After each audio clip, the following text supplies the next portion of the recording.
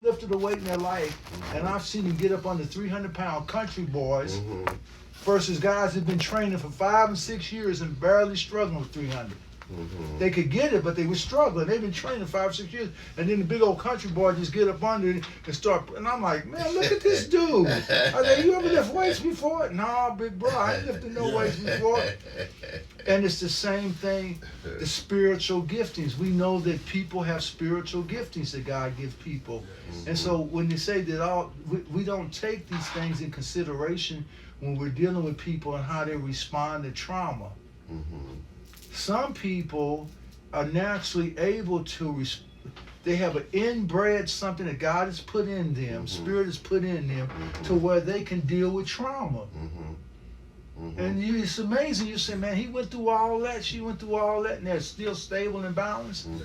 And other people, it seems like they're very fragile. You know, they're very fragile.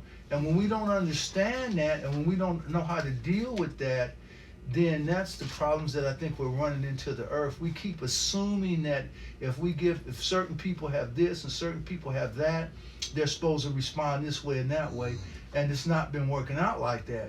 We've seen kids from great stellar families jump off of buildings. And we're asking, well, this person, and you know, I got these white guys, this Christian Businessmen Association. We do a Zoom, used to be once a month out of Kentucky. And I'm on the Zoom, and I'm like the only African American in their little organization that they had me in because I was invited in. And one guy, he's a businessman, and he talks a lot about his son. And so I was praying with him. He said, well, Tom, he asked me advice because he kept saying, well, Tom, he's a very smart guy. He's got a great job, and we don't understand why he keeps doing his drugs, and he keeps wanting to do all this, and he keeps wanting to do all this, and he doesn't want to be around his family and all this. And now, and I'm saying, look, man, I want to say this real gently, but all I've heard you say is about his credentials. What you're saying is what makes you feel good. He's a credentialed human being, a status human being that you created. He went to school. He's got all this status. He was great in school. He's very smart. I know intelligent people that are crazy. I mean, really. True. I mean, really, 100 IQ. I got a sister like that. She's in a cult right now.